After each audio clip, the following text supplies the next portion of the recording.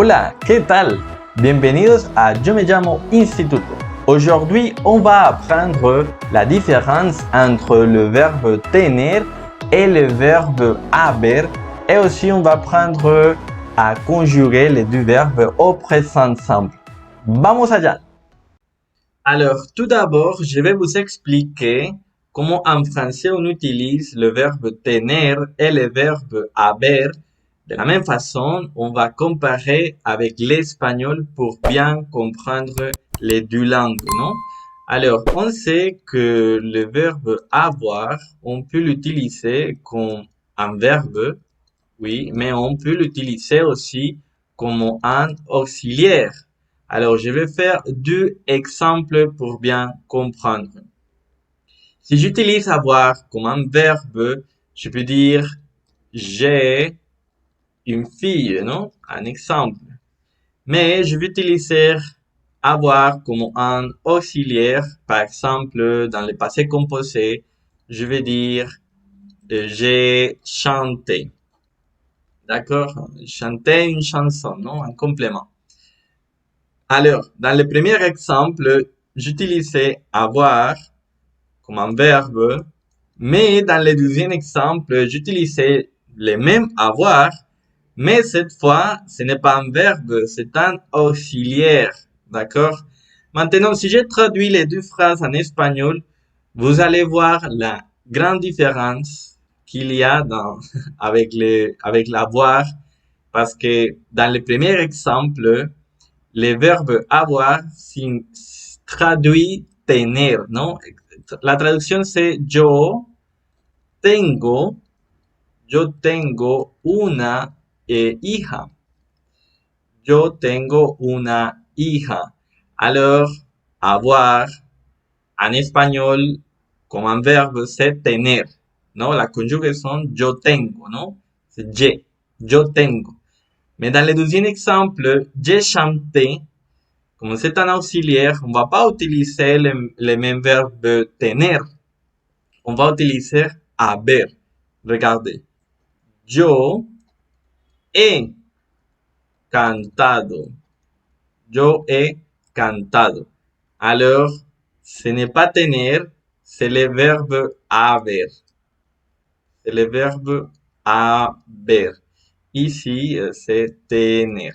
D'accord? Alors, vous voyez la différence, non? En français, on utilise avoir pour deux choses qui sont différentes. Un verbe et un auxiliaire, en fait, ce sont différentes. Mais en espagnol, j'utilise tener, c'est avoir comme verbe, mais avoir comme auxiliaire, en espagnol, c'est haber. D'accord? Tener et haber, en espagnol, c'est différent. En français, on utilise avoir pour les deux, mais en espagnol, on a deux différents.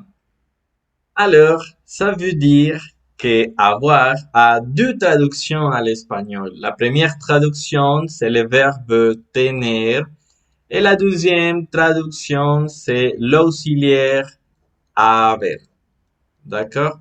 C'est un verbe aussi, mais on l'utilise normalement comme un auxiliaire aussi à l'espagnol. Alors, avoir traduit deux choses, tener et haber. Ça va dépendre de la phrase, de la situation. Maintenant, on va apprendre à conjuguer au présent le verbe tener, oui, et on va conjuguer aussi le verbe haber, oui, au présent simple. Alors, tout d'abord, on va écrire les sujets rapidement. Yo. Très bien. On va conjurer le verbe tener. Yo tengo, tú tienes, él o ella tiene, nosotros tenemos, ustedes tienen, ellos o ellas tienen.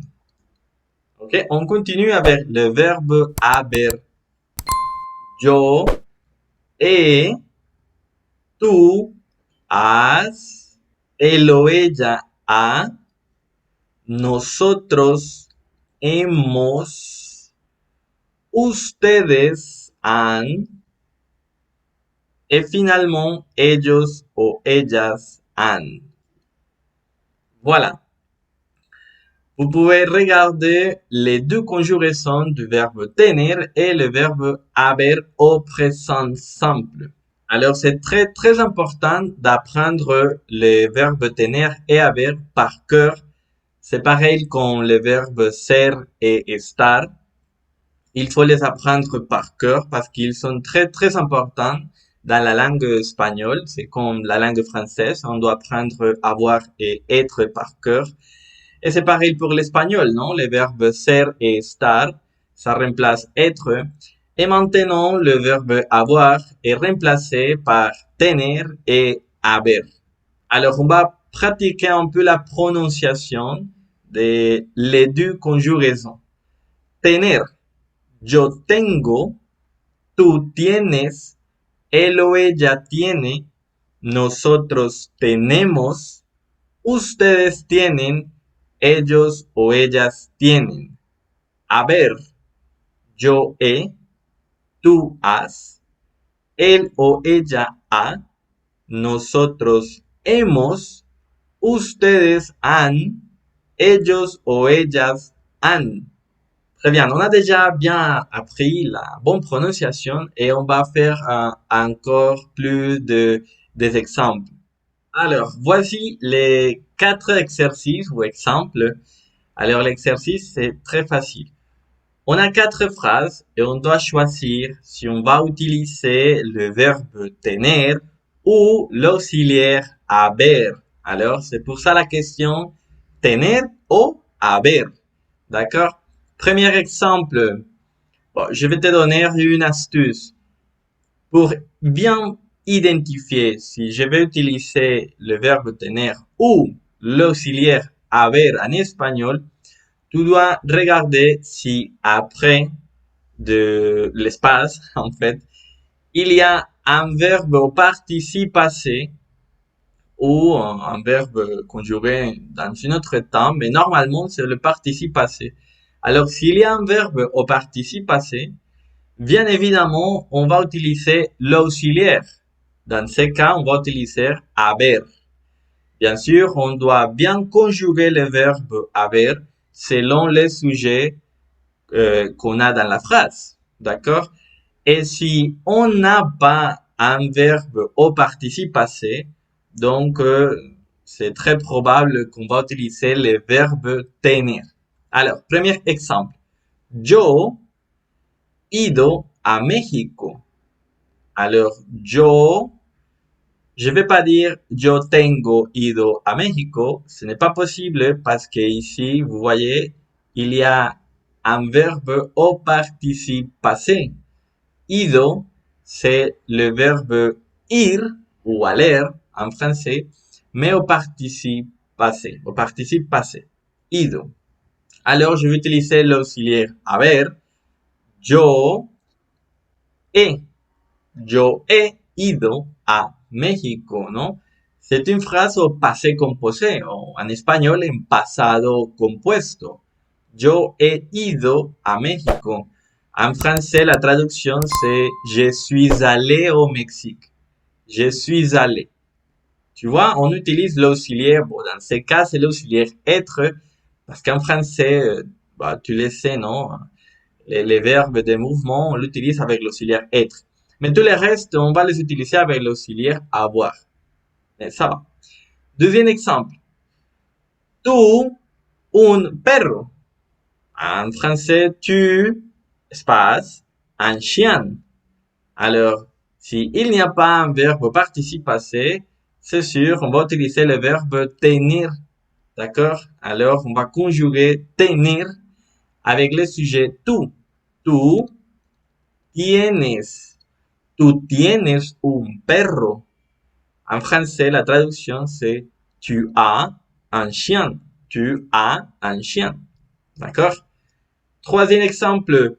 Nosotros jugado ayer. D'accord? Jugado. Donc, on voit ici un verbe au participe passé, non? Jugado. c'est le participe passé du verbe jugar, qu'en français c'est jouer. D'accord? Jugado, c'est le participe passé de jugar. Donc, on va utiliser l'auxiliaire haber. Nosotros hemos jugado. Nosotros hemos jugado ayer. La traducción c'est nous avons joué hier. D'accord? Nous avons joué hier. D'accord? C'est aussi une phrase au passé composé ou en pasado compuesto. Et finalement, le dernier exemple, ella, 20 años.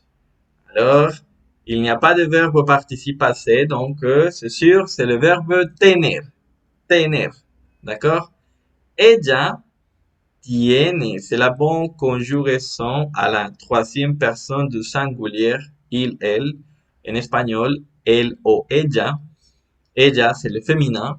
Ella tiene 20 años. La traducción c'est elle a 20 ans. Elle a 20 ans.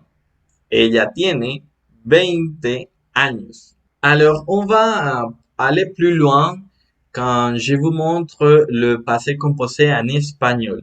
Ma vidéo de passé composé en espagnol, el pasado compuesto en espagnol, juste pour aller plus loin, pour bien comprendre comment on utilise l'auxiliaire haber dans le passé composé.